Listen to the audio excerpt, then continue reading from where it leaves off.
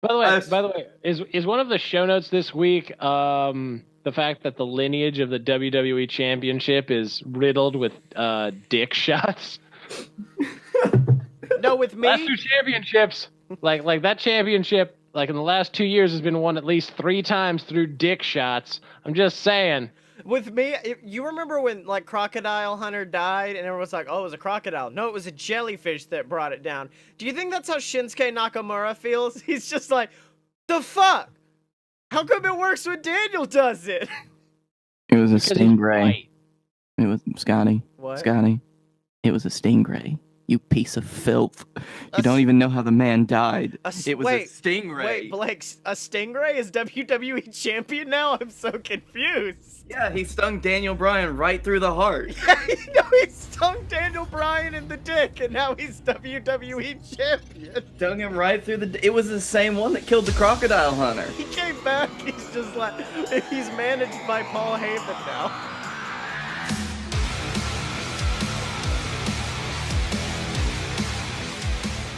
So welcome to Fight Boys, the weekly show about professional and not so professional wrestling. I'm your host, Scottye Moore. And I'm toasty. Toasty Boy Dylan over there. And then the final boy. It's me, the illest Blake Tanner. And I don't mean illest in like any cool way. I mean I'm very ill. So boys, since it's been like the roughest week in the history of weeks, Dylan decided to make this Sober Boys, which is an ironic name. So does everyone just kind of want to round robin and discuss what we're drinking right now? Because I'm currently drinking Scottye Moore homemade mead that when my dad looked at the jug that has been sitting on my shelf since March 16th, good old 316 day, he just looked and went, "No, don't do that to yourself, son." So that's my drink of choice, Dylan. I've got a wee BR over here. That'll probably quickly be replaced by something else because this is just a 12-ounce can, and I've got a mighty drunk thirst inside of me. It's one of those nights. Finally, Blakey T. Blakey T rocking the BS Boozy Sippy Cup, available at merch.alotopurebs. And I'm rocking a Virgin Hot Toddy that was originally that Theraflu cold drink mix. Just a cup of Theraflu. It's they have a cold drink mix. Like they have a drink mix. By the way, I like to think that your Virgin Hot Toddy is just that you took the toddy out and it's just gin. Well, actually, my favorite kind of hot toddy is when you replace the honey and lemon with bourbon and the hot water with bourbon. It's the opposite of virgin. It's a hooker hot toddy. But yeah, the main reason I think we're all drinking is... Blake loves his hookers.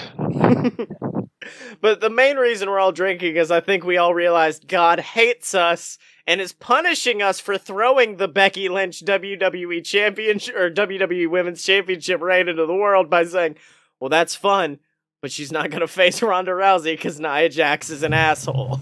It's like somebody asked... it's like somebody wished on a monkey's paw for Becky Lynch not to lose at Survivor Series. Mm-hmm. Yeah. And this is what we were given. Right, so now we get the match at WrestleMania. Becky doesn't have to lose at Survivor Series. Charlotte can lose, and then everybody wins. Ronda stays strong. Charlotte is not negatively affected by this because she's Ric Flair's daughter. Becky still gets the rub of having beaten the shit out of Ronda Rousey, gotten busted open, got that sweet, almost legendary picture of her bleeding while holding her hands out on the fucking stairs, and didn't have to eat a pin. No one lost in this except Asuka, because Asuka probably should have faced Ronda instead of Charlotte. Yeah.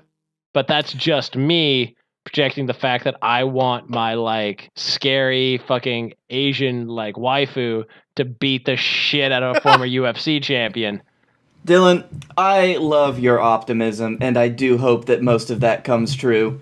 No, this is just Dylan's defense of his use of that monkey's paw. He's got it hanging behind him, and he's like, no, it's still fine. It's okay, guys. So here's the thing. So you remember Daniel Bryan back before he hit AJ Styles in the dick, like back before the injury, when like he joined the Wyatt family, but people still cheered him, and like there's no real way to get people to not cheer him. That's currently where Becky Lynch is. Yep. She came out and hit Ronda Rousey, who's like a generally cheered person on Raw, Ronda Rousey's show. Hit her with a chair. And do you know what the crowd said? They said one more time. They did. Simultaneously several times, and then cheered again when Becky hit Ronda Rousey with a chair. So I need you to understand, there's a level beyond untouchable. That's where Becky Lynch lives with her broken face right now. And I guess that's why Daniel Bryan got so mad. Because no. Becky Daniel Bryan got mad because they brought him back and they were like, "Oh man, Daniel Bryan's back. He's a baby face. Just got back from injury. He's the hottest baby face. We're gonna stick him in meaningless feud with Big Cass, and then a meaningless feud with The Miz, where he and his wife lose to The Miz and his wife, and then he's gonna be so sick of it that he's gonna want to go heel, and then he's gonna go full Bryan Danielson, and he's going to kick and stomp AJ Styles' face in." Well, hold on, before we go on to that, because that's going to be a lengthy discussion, where does everyone fall on the Nia field with the Becky Lynch injury? So here's the thing. This is the fourth person Nia Jax has injured in 2 years. Yeah, in a very, wrestling-wise, a comparatively short time span. Do you remember how much we all crucified Seth Rollins for hurting Finn Balor, Sting, and John Cena in the course of a year? Mm-hmm. Yeah. And Ryback for being the dumb fuck of WWE. Yeah. So there's no. It's like for all of those ones, they were done in the middle of a wrestling move. This was literally punch to the face. Have you seen the fan video of it where you see she hauls off? It is a cold cock punch. It was like if I walked up to Scottye the next time I saw Scottye and was like, "Hey Scottye," bang. That's essentially the level of it. Well, Brian Alvarez put it best. He's like, missing a shot where they're behind you and you give them an elbow and accidentally knocking them, that's one thing. Looking a woman dead in the eyes and then just knocking her to the ground is a completely other thing. One of my favorite things is that people were giving Alvarez shit for it, and he's like, I have been wrestling since the mid-90s. I have never seriously hurt anyone like that. I think I know my shit. And see, it wouldn't have been bad because... and this is a separate story, but while all that the very bad punching was going on the inside, there was also some bad punching going on the outside, but in the opposite way by Lana, because Lana, literally, I can't remember who she was attacking, but they're 5 feet away, and she's doing this. Dana Brooke. Yeah, and the thing was, is she explained it was, Dana had gotten bloodied up during a previous altercation, therefore Lana... wanting to not injure a fellow competitor was okay, well, this no longer matters. My only job is to make sure this person doesn't actually get injured. So she did things what's known as the right way. Nobody focused on that. They focused on the subpar Shane McMahon level connection. Was look at this bullshit, not knowing anything about the situation. Meanwhile, it's kind of the polar opposite of what was happening in the ring. I got to hear Asuka yell angry Japanese at the Raw roster while kicking the shit out of them. And that made me happier than anything else. Because you could hear it in the background. You just hear angry Japanese yelling. She's yeah, Asuka's getting some bitch off screen. Go for it. I swear to God, if she's not the sole survivor again, I'm going to be so pissed. But like I said, meanwhile... Nia Jax showed us the wrong way to respond to when you hit a competitor poorly in the ring, and that is to say, look, we ain't mailmen. How come no one's asking me how my hand feels? And then a picture of her hand with, the smallest cut on her knuckle that I'm fairly sure she did herself with, a stapler. Yeah. She was trying to get heat from it, and I think, I don't know. My thing with Nia right now is... she got brought up from developmental way too quickly, compared to some others that were in NXT. She hurt somebody, and then she hurt somebody else, and then someone else, and someone else, and I was you cool off on this, because you've literally, earlier in that show, you made fools out of two of the much more talented women on your roster, Sasha and Bailey, by just having Nia and Tamina come out and just make them look like complete doofs. Well, no, that's why I'm happy she's with Tamina now, is because Tamina was the Nia Jax before Nia Jax was there. She just never got pushed like Nia did. Well, she also never hurt anybody. Well, that's what I'm saying, is the fact that with Tamina, she can now be like, here's how you be this character, and don't injure anybody. Come with me, child. Let's tag together. Let's run into people. Let's run into people at the same time and smash them so we can fulfill Scottye Moore's sexual fantasy. I think Vince listened to that episode of Fight Boys and was like, this kid's got ideas. He's going somewhere. Speaking of Vince, I would also like to bring up Ronda's promo from Monday. Yeah. You're a millennial, even though you're 2 months older than me. The fact that I know whenever Vince McMahon has had his hands in a promo or has talked to someone who's writing a promo is when the word millennial shows up. Yep. Exactly. It's always there, and it's always the same thing, and now it's happened, on the flip side, because how many weeks ago was it when Becky cut a promo that used millennials a lot, and now Ronda's doing it against Becky? What is going on? Where's the continuity? Mm-hmm. So here's the fun part about that. So the bad part before Monday about the Becky Ronda fight was that it was essentially a death sentence for Ronda Rousey's push. Win, lose, or draw, except maybe draw.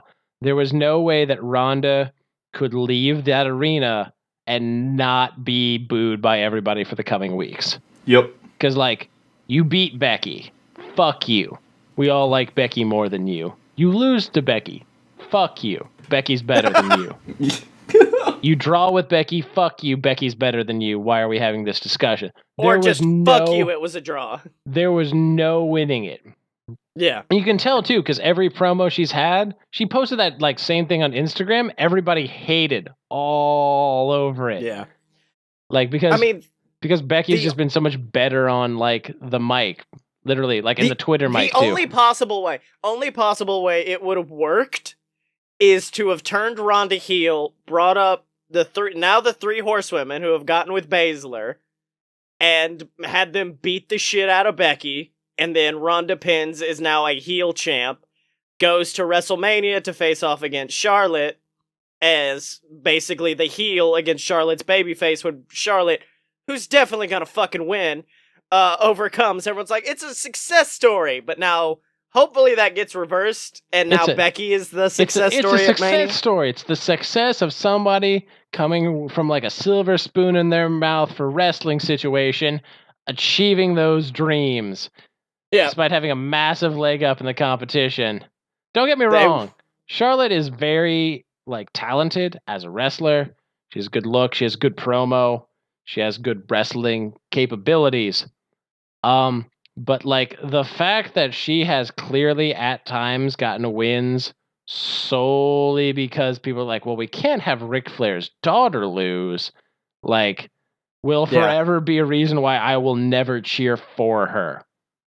Can I also say, if you had told me when Daniel Bryan made his triumphant return from injury that, he's gonna beat AJ for the title in a few months and turn heel, I would have been ecstatic. If you would have then told me it's gonna happen on SmackDown and you will not give that much of a fuck, I would have kind of been like, no, you're a liar. Because genuinely, he pinned him, and my response was, oh, cool, Daniel got the title back. It was not that triumphant, yes, that I had at WrestleMania 30. It was a quiet, okay. That's cool. So it's because, by the way, AJ Styles is the first person to win and lose their title not at a pay-per-view. On an episode of SmackDown. Yeah. In the exact same way. Yeah. During the exact same time period. Yeah. But are we all really excited for Sunday now? I know there's no... Yeah. Despite the fact there's no build, there's no anything. Because, we were all how the fuck are... all three of us were how are they going to do AJ versus Brock again? AJ already lost. AJ didn't get better the last year. And Brock didn't get worse. Now, now there's this gray thing of like, despite them both being heel, there's crafty like Zack Sabre Jr.-esque Daniel Bryan versus I rip bears apart with my bare hands Brock Lesnar.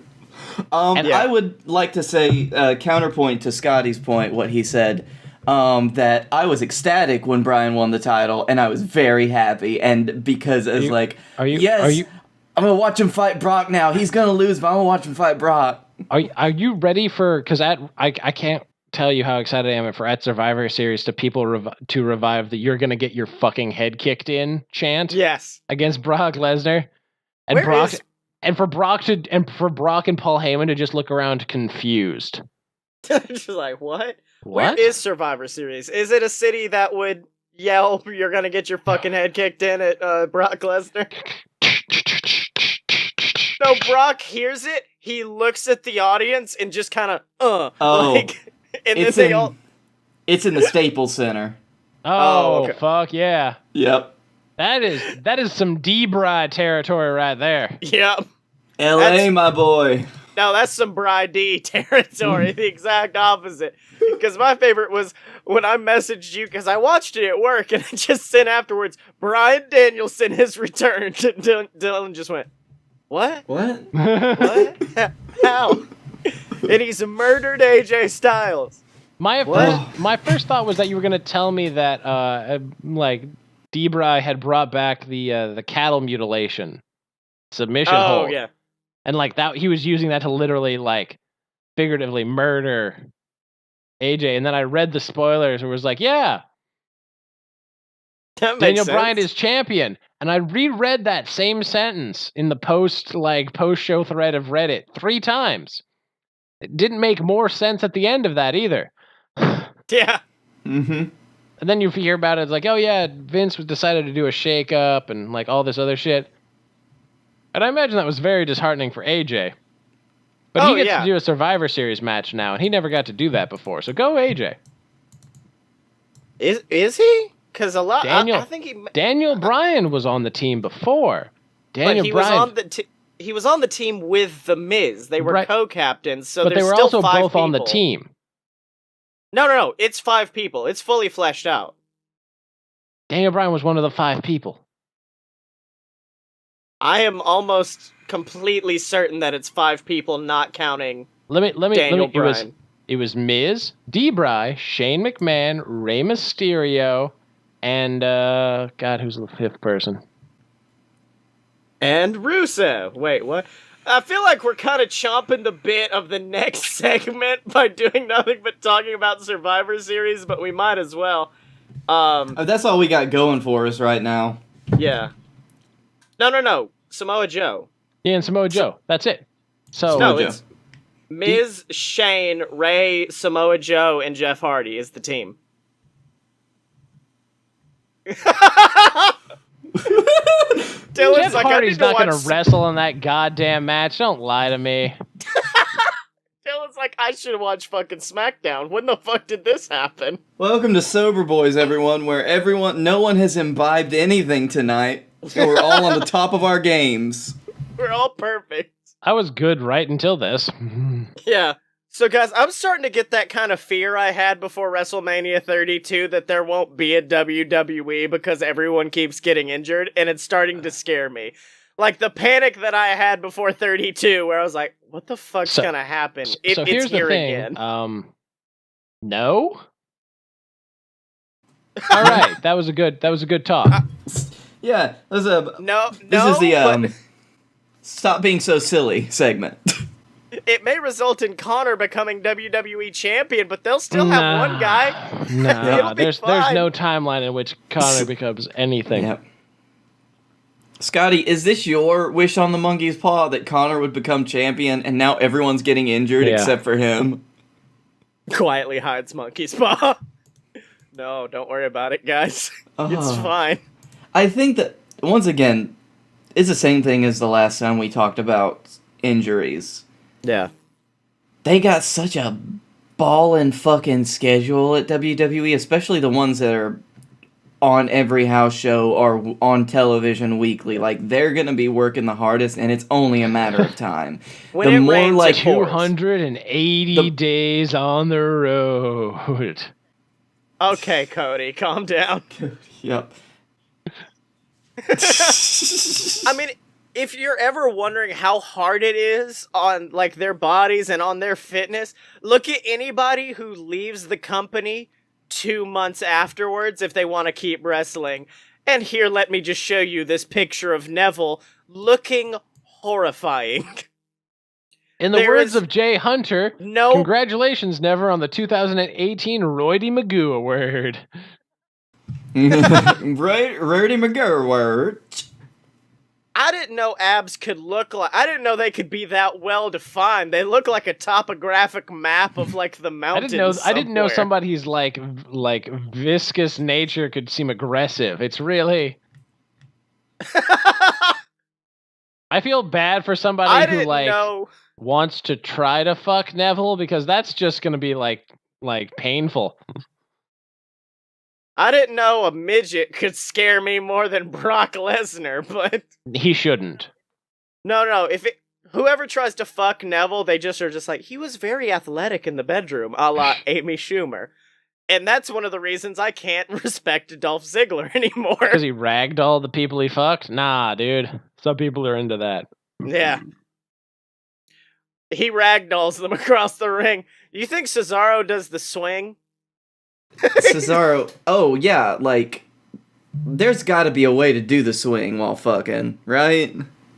Yeah, they were just like, oh yeah, I went out with Cesaro last night. How was that? It was fine until halfway through. He just started spinning me in a circle. Yeah, and it wasn't bad. It wasn't bad. He just started swinging me. Like, And then he did he fisted. Wait, what? No. Afterwards, he just held up his hands and, like, poof, poof, poof, poof, like he had a machine gun. It was ridiculous. He did the machine gun fist, and that was it. And that was my night with Cesaro. Yeah, next week I'll tell you all about my time with Seth Rollins and how he just cackled during. Yeah, you could tell when he was getting close because he would start revving up. He would and as he finished, he screamed, "Burn it down!" And then he just shot fire all over the room. That was the weirdest part. He actually did burn my house down. It was like Hancock. When he finishes, he can't finish inside you or you die. This seems as good as well enough to talk about merch.loadedpurebs.com, doesn't it? I think so. We carried that whole thing while Dylan went to get a beer, and it went places. So merch.loadedpurebs.com is the website where you can go to get official merch for all your favorite BS Network programs, from A Load of BS to Fight Boys. We've got shirts for all your favorite JWF superstars, from Blake Tanner. There's a brand new Fight Boys shirt. Not us, the Fight Boys. Of course, I mean the JWF stable known as the Fight Boys. That's going to be on there. And then, of course, Blake, what else can they purchase over there? You can purchase your very own BS Boozy Sippy Cup. We got cups! We got cups, motherfucker! All available to you at merch.aloadedpurebs.com. Now, boys, there's pay-per-views this weekend that we definitely need to get some good old Predicaton on, but you know what we need to do before that? Dustwatch!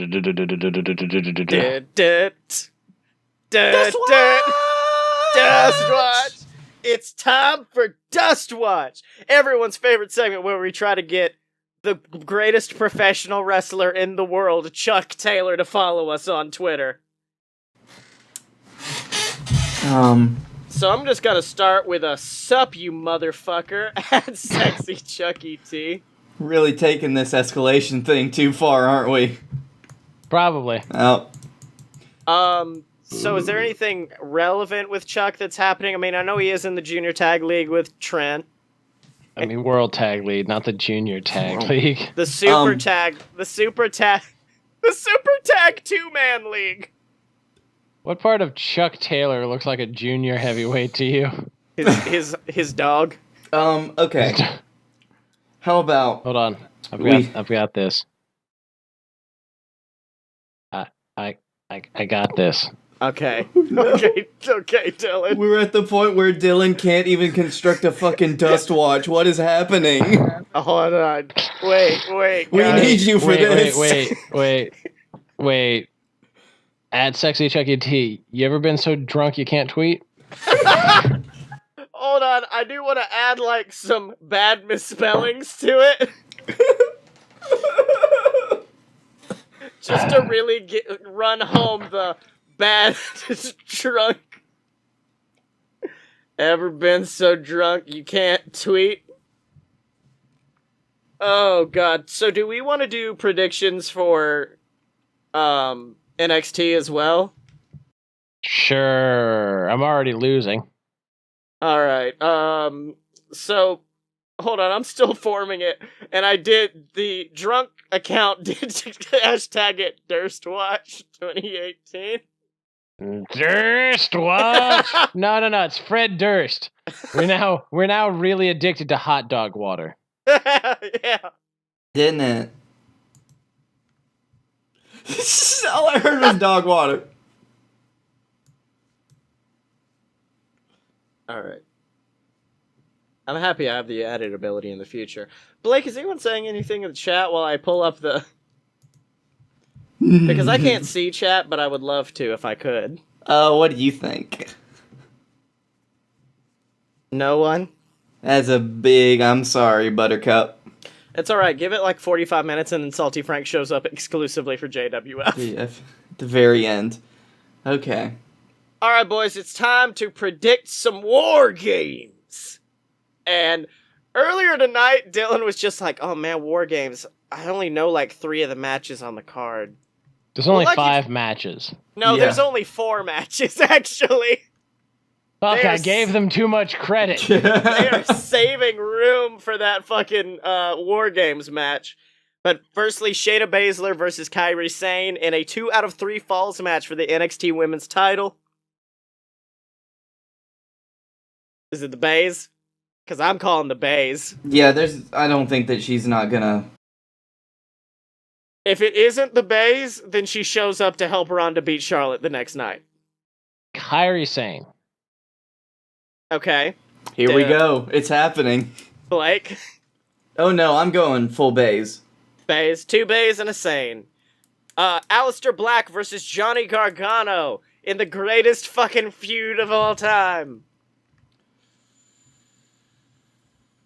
Oh, look at the look of intense thought on you boys' faces. Yeah. I don't... I'll just start Gargano. I love him too much. Gargano may be my NXT version of a Bray Wyatt pick. I will never vote against him unless he's facing Tommaso Ciampa. No, I'm gonna... Gargano. Yep. Oh, that's 2 Garganos, Blake. Nope, I'm going with Aleister Black. Alright, okay, going against game theory. Yep. Sometimes you gotta go big. Tommaso Ciampa, the big scary murder man, versus Velveteen Dream, the Prince imitator. Yes. So, Ciampa? I'm going with the bald motherfucker. Yeah. Granted, the NXT title is the weirdest one to guess, because, like, if you told me last year that fucking Andrade Almas was gonna beat Drew Galloway, You must I would say have Drew told Gulak. you. Yeah. Famed NXT champ, Drew Gulak. I said Drew Galloway, Okay. even though it's Drew McIntyre now. Oh, okay. Yeah. I would have told you were out of your goddamn mind, but he did it. So, like, Yeah. the lineage after Samoa Joe, the lineage of the NXT title has been a fucking crapshoot. Yeah. Because it had some beforehand, like you had Sami Zayn, Kevin Owens, like these historic reigns, also Tyler Breeze, and then after He was that, never NXT champion. What are you talking about? Oh, No, yeah. he was never. We kept his blonde ass out of the title. Did, Not Tyler Breeze. Who am I thinking of? Bo Dallas. Bo Dallas. Yep, that's who I was thinking of. And then finally, in a War Games match that will literally destroy the stadium, it will be so good. Undisputed Era versus Pete Dunne, Ricochet, and War Raiders.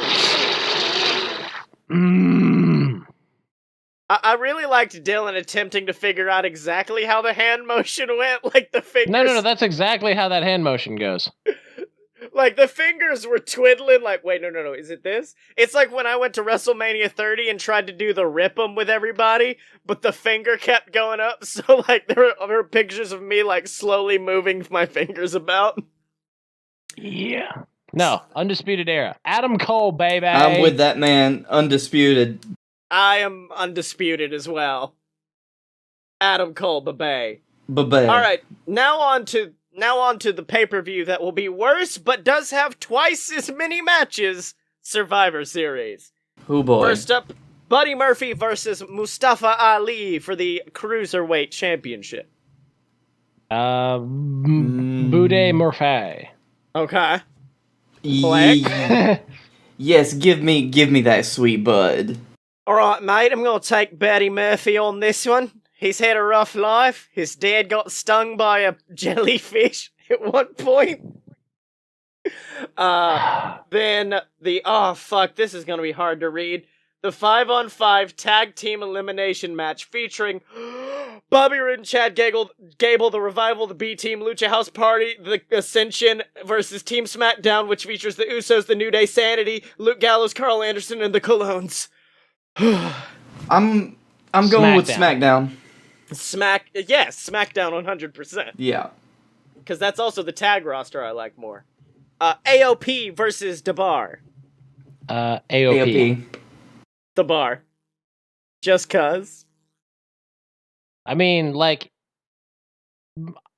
placing money on Sheamus and Cesaro over the last 2 years hasn't been a bad move, with the exception of that time they lost to a teenager. Yeah. Yeah, true. There was a moment, I can't remember, it was when we were at SmackDown, and we were talking about Braun for some reason. I was like, what did Braun do at WrestleMania this year? And then I just Googled it, and I went, oh, that's right. That's what happened. That's right, he ruined the Raw tag team titles for everyone. No, the man who made it out of fruit stripes made it the worst. Mick Foley? Okay, fair. The Women's Survivor Series match, Team Raw, which features Mickie James, Nia Jax, Tamina, Natalya, and Ruby Riott. What the fuck? With Alexa Bliss, Liv Morgan, and Sarah Logan on the team, assisting, versus Team SmackDown, Carmella, Naomi, Sonya Deville, Asuka, and TBA. Give me that smack boy down, yeah. No one is ready for Asuka.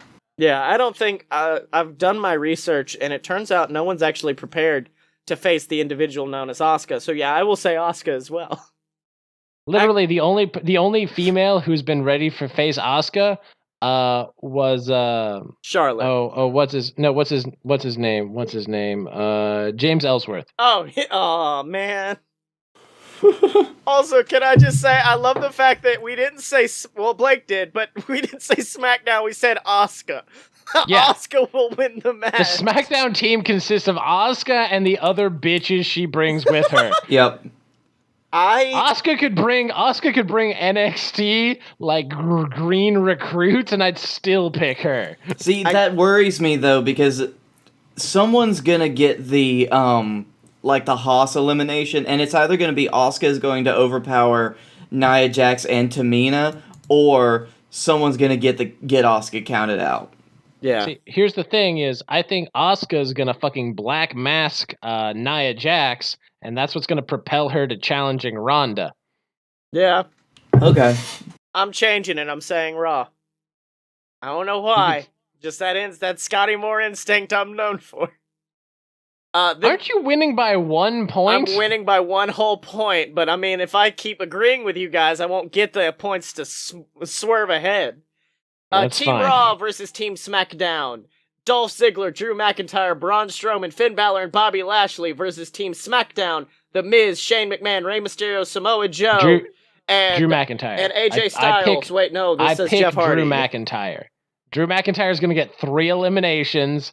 He's gonna fucking Claymore Shane McMahon out of his goddamn Jordans. SmackDown, I got the SmackDown.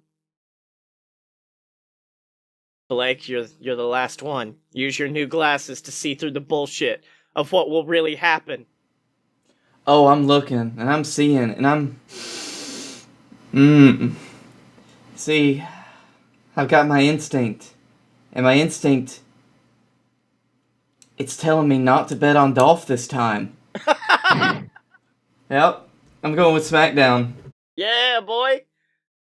The sad match, Brock Lesnar versus Daniel Bryan. Guess. Guess, motherfucker. Guess. How dare you? My name is Paul Heyman, and I am the advocate for the reigning, defending, undisputed winner of Survivor Series matches, Brock Lesnar. So yeah, is that a trio of Brock then? Yep. Let me tell you, I won't be upset if Brock doesn't win this match. Yeah. Seth versus Shinsuke Nakamura in a champion versus champion match. Seth wins by DQ after Knock hits him in the dick. Intercontinental champion will always beat U.S. champion. Shinsuke wins by Kinshasa after Dean Ambrose distracts Seth Rollins. Because that's the story going into this, is Monday on Raw, Seth literally said, I am not paying attention to Shinsuke Nakamura right now, and that will be what his downfall in the match is not paying attention to Knock and focusing on Dean. By the way, Scottye, I will counter with how much money do you want to bet that Shinsuke low blows Seth, Dean comes in and dirty deeds Nakamura, and then pulls Seth on top of him. Match ends, and then he just dirty deeds Seth as well. And then dirty deeds the ref. And then he walks out and he dirty deeds Michael Cole. Yeah, God, if he could do that last bit, that'd be great for ratings and my sanity. All right, so I got Knock, Seth by DQ, Blakey boy.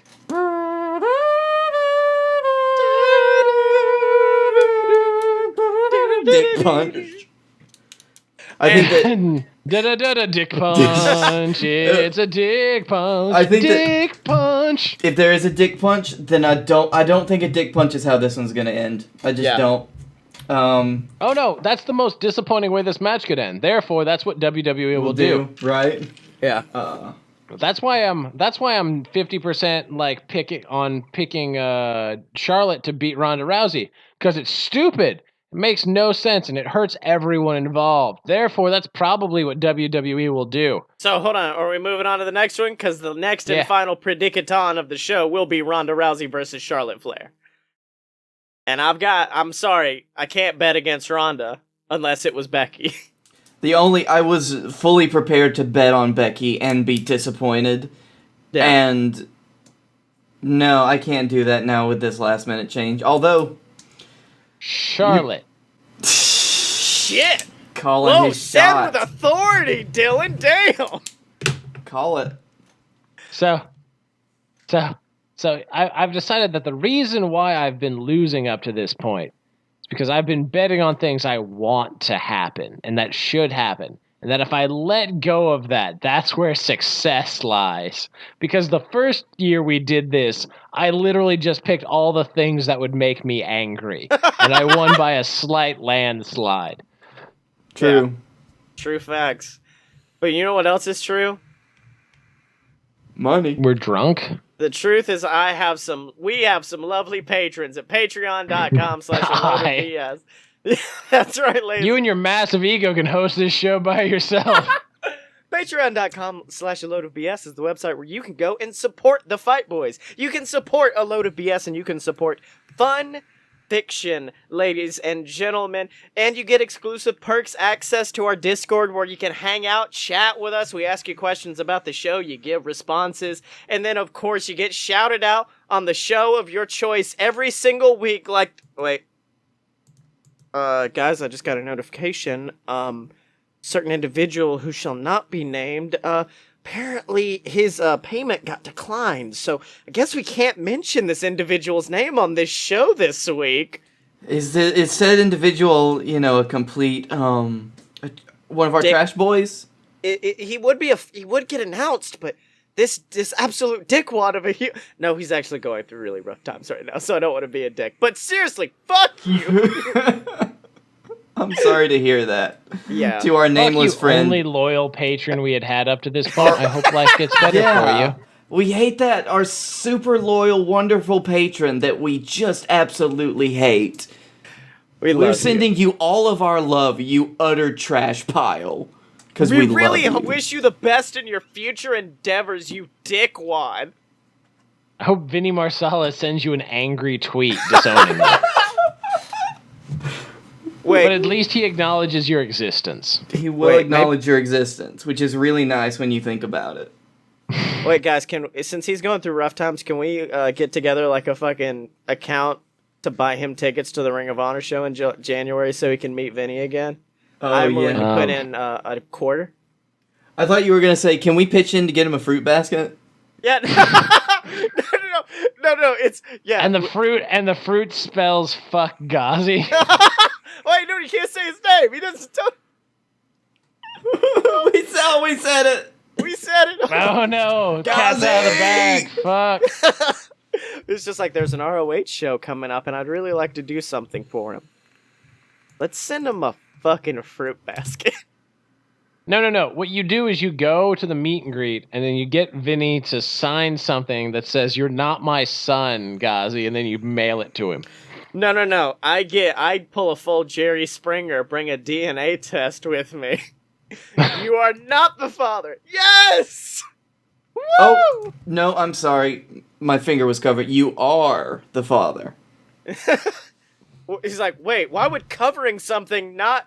Okay, whatever. I'm sorry, I didn't read ahead. I was just kind of going by the emotions at this point. Yeah. Oh, guys, I'm sorry. I'm done. I can't talk anymore. I guess we're going to have to... We got to go to let other people talk, and that's why we're going to turn things over to everyone's favorite commentators, Silver Spoon and Captain Tibbs, for the go-home episode until Los Trios Tangos of JWF Monday Night War.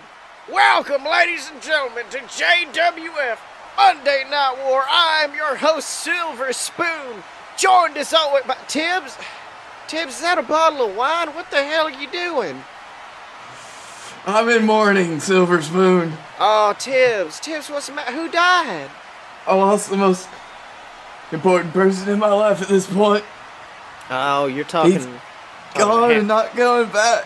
Yeah, Tibbs, I know. The poor Hammer Man, who was absolutely not Travis Clouds. We held an in memoriam this week for the totally dead and not unmasked superstar, the Hammer Man. It was a real tragedy to happen right before Los Trios Tangos. I know the Hammer Man would have loved it. And you know, Sills, but I'm moving past it. I'm That's getting through. I'm coping. I just miss it so much. I know, Tibbs. Well, you know what? How about this? Let's talk about some of the fantastic matches we're going to have this Sunday at JWF Los Trios Tangos. That's right, ladies and gentlemen. This is the one night a year where we have not one, but two fantastic Los Trios Tangos matches where three men take on three other men in an absolutely fantastic elimination tag team match. And Tibbs, I know there's one you got personal stakes in as your boy, Candidate Charlie, and his mentor, Felix Ball, take on the team of Sam Adams, the beer man himself, the lumberjack, and a surprising addition to that team, Mojo Grubb, the voodoo man from the Bayou who joined them last week. What'd you think about it, Tibbs? Well, you know, Sills, unlike most people, I had forgotten that Mojo Grubb existed, and I was happy to see him come back to the ring. That's right, Tibbs. But of course, the real question is, Candidate Charlie, Felix Ball, they're only two men. They are not a trio. They're not a trio to make it to Los Trios Tangos. They need that third man. And I guess Sam Adams has an idea who that man is going to be, and he's in our ring right now. Well, ladies and gentlemen, it seems that tonight's JWF is going to be less of a wrestling show and more of a mystery, ain't it? There's the mystery of who's going to be joining Blake Tanner and the Dylan in their battle against the Elite. The mystery of the VWO returning to the JWF, and of course, the mystery of Candidate Charlie. Can he and Felix Ball find someone who can actually stand their asses long enough to stand beside them this Sunday? Well, ladies and gentlemen of Birmingham, Alabama, let me tell you right now. This mystery is going to have a disappointing resolution because the truth is, I've been in that locker room for a few months now, and I can guarantee you not a single person back there wants to team up with those two Canucks, and I know no one in the arena does either. Because you see, the JWF is a brotherhood. Me, the Lumberjack, Mojo Gruff, we're three different men with three completely different outlooks. In no other world could an American beer man like myself be able to team up with a 7-foot redwood like the Lumberjack, or a voodoo man from the bayou like Mojo Gruff. But even though we're different, we're still brothers. We're still aligned under that JWF banner. And Canada Charlie, well, we all know that the man that betrayed the JWF, well, he betrayed it the day he teamed with Felix Ball. And let me tell you right now, ladies and gentlemen, no one in that locker room would dare betray the... Oh, Tibbs! You hear that? That's the music of Canada Charlie, and it looks like Canada Charlie does not look happy about what Sam Adams is saying. Do you think they possibly have found a third man? I honestly couldn't tell you, Silves. I, like Sam Adams, thought that nobody else in the back in the locker room would even think about joining those two men, especially that conniving Felix Ball. And speaking of Ball, it looks like Ball's actually grabbed a microphone as he's standing on the ramp. Whoa, hey there, boyo. I know you think this is all fun and games for you. Think you got a leg up on old Charlie and myself there, and you know, we'd say you were right about that assumption right there. You built yourself a damn near perfect team right there. You got a high flyer by the name of Mojo Gruff, a big powerhouse of a man that is the Lumberjack, and of course a brawler in the form of yourself, Sam. I mean, it seems like you got all your bases covered. I mean, I don't... Felix, I'm sorry. Can I interrupt for a second? I think it's just time that we take Sam Adams and his little team and burst their bubbles a little bit there, you know? Because Sam Adams, he keeps talking about the bond that's created by men when they walk into a JWF locker room. They talk about their brotherhood. It's formed between these people who have a common goal. But you see, I have a different outlook on that. I think that blood is thicker than water, and maple syrup is a whole lot thicker than blood, if you know what I'm saying. Because let me tell you right now, if there's one thing that's stronger than the bond of the JWF, it's the bond of Canada. Oh my God, Tibbs from out of nowhere, the Lumberjack assaulting Sam Adams, cracking him over the skull with those massive hands, and now he's going after Mojo Gruff. Tibbs, this is insane! He's going after him! What are you doing? Lumberjack, no, not you too! The Lumberjack, he's turned his back on the JWF universe, assaulting these two men, and oh my God, it looks like Canada Charlie and Felix Ball joining him in the ring. The Lumberjack has made a deal with the devil, laying out these two JWF superstars. Oh no, looks like Charlie calling for the Canadian DDT. Meanwhile, Lumberjack with a huge Lumberjack slam on Mojo Gruff. And oh my God, Tibbs, looks like he's getting ready for it. He's getting ready for the Canadian DDT. I've got to get up. Hold on. Tibbs, Hold where are you going? seat. Tibbs, get back here. Ball! Ball! Ball, you bastard! First, you take away my son, and now you take the Lumberjack from the JWF. You know what? I think that you're the one. If I didn't know better, I think that you're the one that took the Hammerman away from me, too. Let me tell you something right now, Ball. You think what you're doing is gonna turn the tables on the old JWF, don't ya? You think that all this running around ruined the sanctity of one of my favorite pay-per-views, one of my greatest creations, Los Trios Tangos? You think you're gonna take that away from me too, Ball? Well, listen here. The way I figure it, it seems that Mojo Gruff and Sam Adams are down a partner for Los Trios Tangos. And it only seems fair to me that I put someone in that match of equal or greater standing than the old lumberjack. A beast of a man that could bite the head off a snake, fight off 100 moose, and kill a bear with his bare damn hands by ripping its heart out and showing it to him before he dies. And I only know one person that fills all those boxes, Bo. He's the only man that's got that kind of power in the JWF. And it's me, you son of a bitch. That's right. I'll see you three pieces of garbage at Los Trios Tangos. Tibbs, I'm gonna need you to calm down. Tibbs, I need you to get down right now. No, I'm all hyped up. Tibbs, I've got the bear killing energy in me. I'm about to tear someone's face off. Get down. You are not ready to do something like this. I mean, come on. Those are three beasts of a man standing in that ring. I'm gonna flip the table. I'm gonna flip it, Sills. Tibbs, keep the table down, Tibbs. I flipped the table. Tibbs, those are three men. Look here. Tibbs, you're my only friend in this world, and those are three men that can kill you this Sunday. What are you thinking? You see, Sills, you got that in your mind. You think that those three are the only ones that can kill me. Well, really, when we're locked in that ring together, they're gonna be locked in with me. Tibbs, if it's what you think's best. I'm gonna climb up to the top rope, Sills, and they're gonna look down and they're gonna whisper, "No, Captain, don't jump, you're gonna break your back. You're gonna turn your bones into dust." And I'll whisper, "Fuck you, you son of a bitch." Well, Tibbs, if it's what you think's best, I'll let you fight, but I don't like this at all, Tibbs. Let me tell you that right now. I have so many weeks of pent-up aggression. And speaking of things that I know you've got aggression about, let's talk about the VWO, the men known as Griffin and Travis Clouds, the former Hammerman, returning to the JWF and immediately setting sights on the JWF World Heavyweight Tag Team Champions, Bananas and Pajamas. They've called them forgettable. They've called them losers in our division. Tibbs, what do you think about this? Oh, the Banana Boys, I like them, yeah. They've instantly calmed me down. Okay, Tibbs. But I think Bananas and Pajamas, they got a lot more fight in them than the VWO let on. And they are backstage one of our top interviewers right now. So let's hear what they got to say.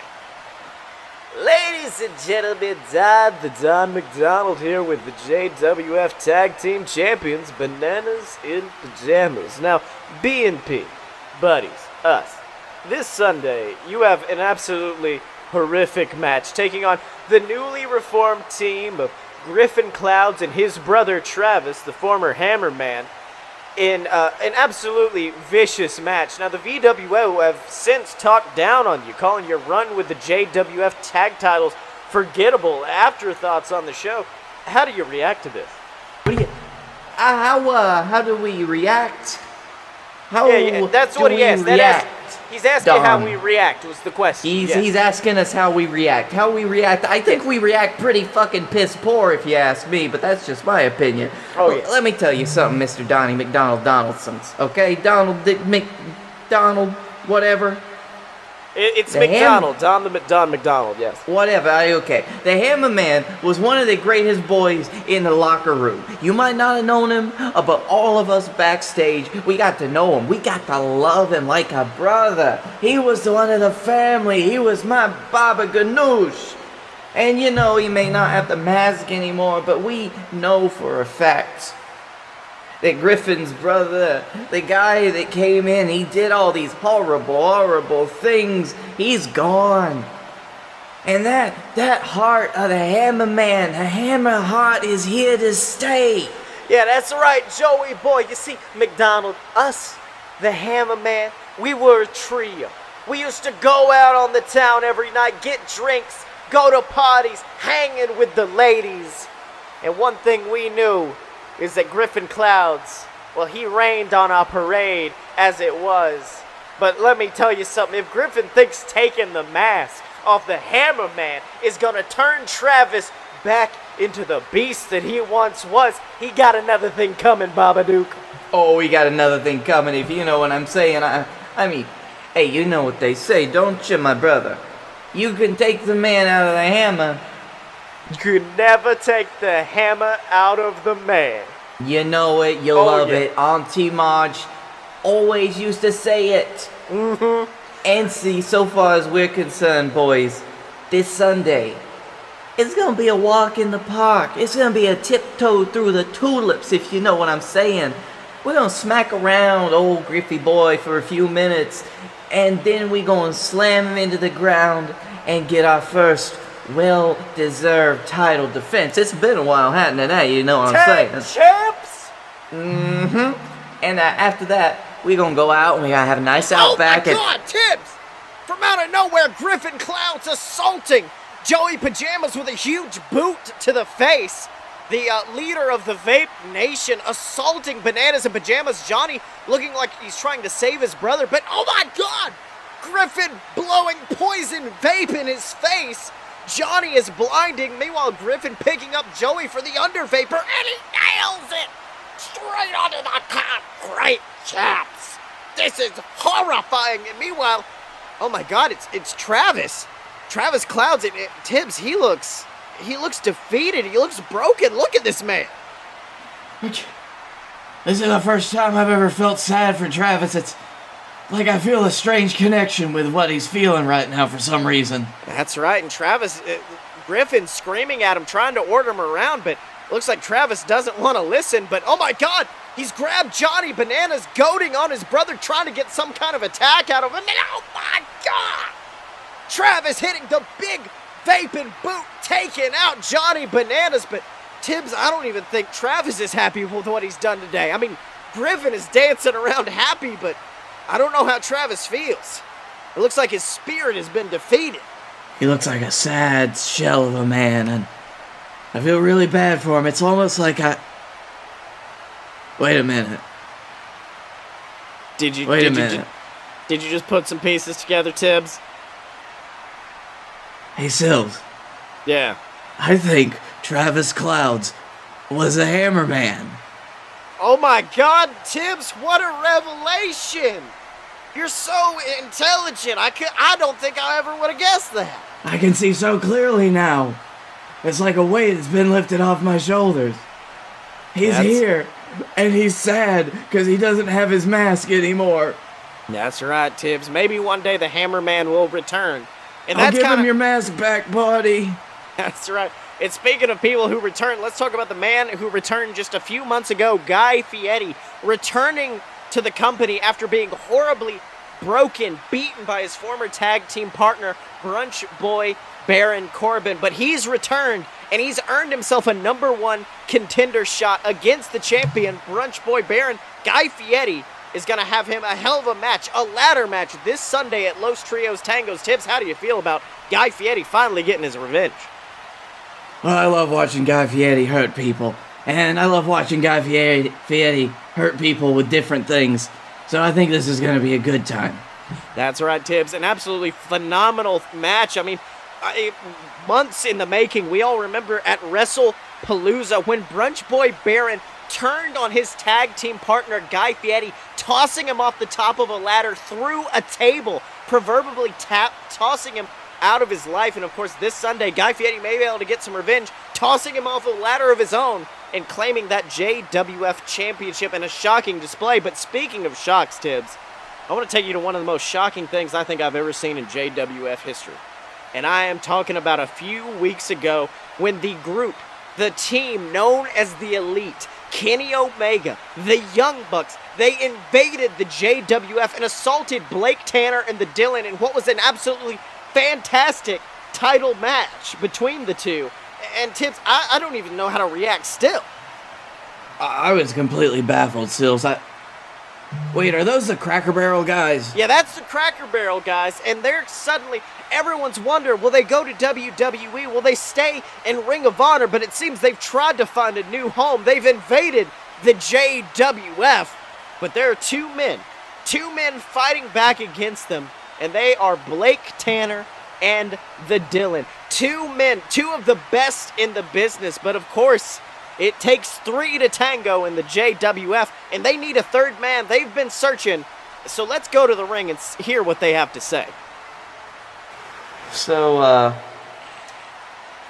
you want me to tell him? I guess I'll tell him.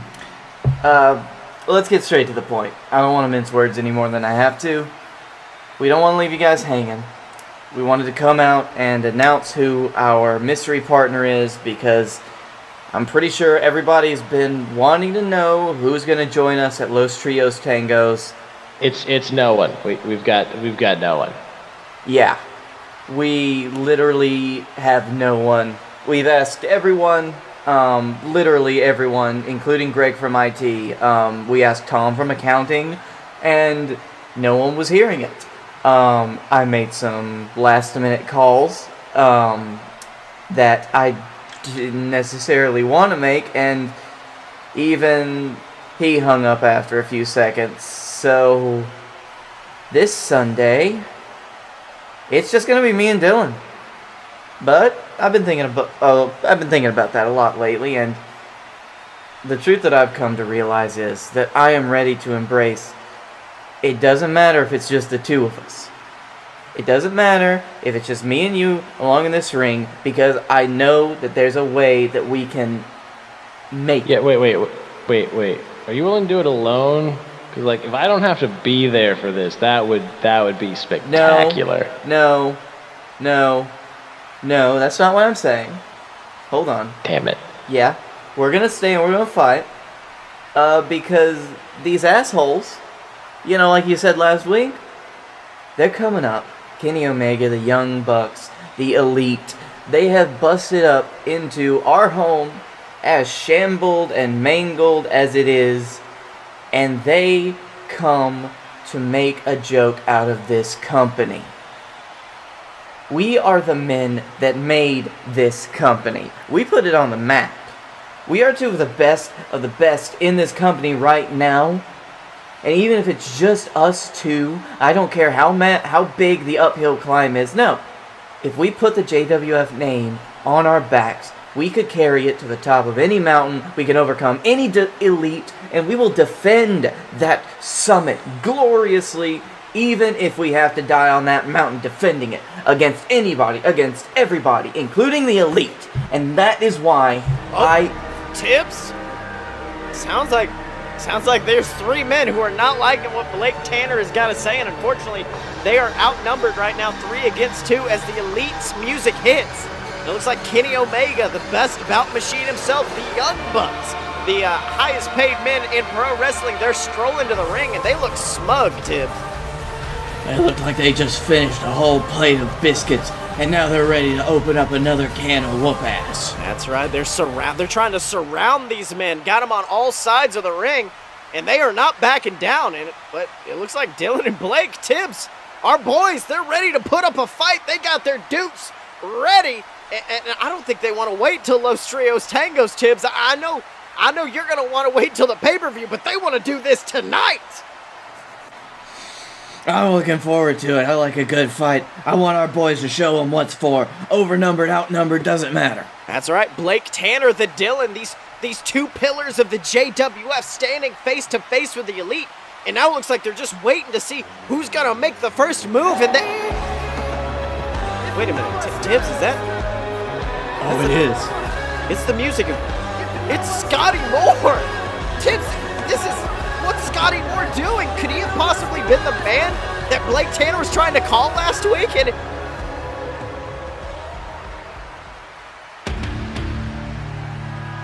oh, but wait a minute. Wait a minute, you hear that music change? That's not the Scottye Moore we saw the last time he was here. This is the Scottye Moore of old, that old school Scottye Moore, the brawler that JWF came to fall in love with, and he's rushing the ring, Tibbs. He's going after the Elite, and the Fight Boys have reunited, Tibbs. This is astounding. I love the Fight Boys. They're my favorite podcast. That's right, and they are taking on the Elite. Both teams going at it in the ring. This is going to be an absolutely phenomenal Los Trios Tangos pay-per-views. I mean, Scottye Moore, we've seen in the past months, he's had his problems with Blake Tanner, had his problems with Dylan in the past. All of these men have had problems, but they're working together as a united front against these foreigners. and they are decimating the Elite, Tibbs. Looks like the Young Bucks trying to escape. Matt Jackson pulling his brother Nick out of the ring, but wait! Dylan grabbing Kenny Omega before he's able to escape alongside his brother, and oh my God! A huge upper dicker! Kenny Omega grabbing at his nethers after that vicious assault, and oh my God, an SMG from Scottye Moore puts Kenny Omega down, and the crowd's cheering for it, Tibbs. Blake Tanner's ready. Blake Tanner's calling for it. The Blake out! Oh my God, Tibbs, a phenomenal flurry of assault from the Fight Boys in the returning Scottye Moore. Tibbs, let me tell you something, he may just be what these boys needed ahead of this Sunday's match. That's it, Silves. Look at it. The Fight Effin' Boys have returned. That's right, Tibbs. So that means I think we've got ourselves one hell of a Los Trios Tangos coming up this Sunday. We've got the Elite taking on the Fight Boys. We've got Canada Charlie, the Lumberjack, and Felix Ball taking on Mojo Gruff, the Beer Man Sam Adams, and this man sitting right next to me right now, Captain Tibbs. And Tibbs, in addition to that, we've got some amazing championship matches. The VWO taking on our current champions, Bananas in Pajamas, for the JWF tag titles. And then, of course, in the main event, we are going to see the championship be defended, where two former brothers clash for that titlest of titles, as Brunch Boy Baron Corbin defends against Guy Fieri in a ladder match. Tibbs, I mean, this might be the most stacked card we've had in JWF history. I mean, it's gonna be amazing, Sills. There's nothing that's gonna top it. I just can't wait to watch this from the... Wait, did you say I was gonna be in a match? Well, you said earlier that you were gonna be in a match. I did? Yeah, Tibbs, what's in this wine? Tibbs, this is 151 proof. This isn't wine. Oh no, it's almost vinegar. Yeah, it's practically vinegar at the... You know what, Tibbs? Just lay off of this, and I'm sure that you will have an absolutely fantastic match this Sunday at Los Trios Tangos. Tune in on the official BS Network YouTube channel to find it. And in order to find out what's going to happen with these superstars, you're going to have to tune in next time to JWF Monday Night War. So, boys, it's been an episode. What did you learn this week? I learned that Scotty can't spell the word petard. I learned that 1 year is less than half of Bruno Sammartino's title reign. And I learned that, I don't know why, but for some reason when Silver Spoon gets excited, I start sweating profusely. Remember, if it lasts for longer than 4 hours, you need to go check with your doctor. So, Dylan can be found on Twitter at SexyChuckyT. Blake, where can they find you? Blake A. Tanner on Twitter. You can find me at the Darkroom Vidya on YouTube. That's Darkroom VIDYA. And you can find me at merch.load of pure BS because we got cups. We got cups. And you can find me on Twitter. Sippy cups for life. And you can find me on Twitter at Scottye Moore, SCOTTYEMO. Buy all my books on Amazon, the Queasel Corp Trilogy, BS versus the Gods. They're all available there and on Audible. Just go to audibletrial.com/BS Network and you can get a free 30-day trial of it. Get access to any of my audiobooks, any other audiobooks you want to hang out and listen to are all available at audibletrial.com/a-load-of-BS. It supports us. You get something for free. If you want to support us elsewhere, you can on Patreon or by picking up some merch. So check that out. Check out all the other shows at aloadofpurebs.com, ladies and gentlemen. And of course, remember to rate, comment, subscribe, and to my Fight Boys who made it with me this far. I actually saved the last sip of my drink to end the show. Wunderbar. Mazel tov, motherfucker. It was a lot more than I thought. It was not a drink. It was not a sip. Anyways, and as always, you can find us at aloadofpurebs.com. Step up to the merch table at merch.aloadofpurebs.com. Find us on Facebook, donate to the Patreon, subscribe on YouTube, and remember to follow us on Twitter at FightBoy Show, Chuck Taylor. Because when you're a fight boy, you're a fight boy for life.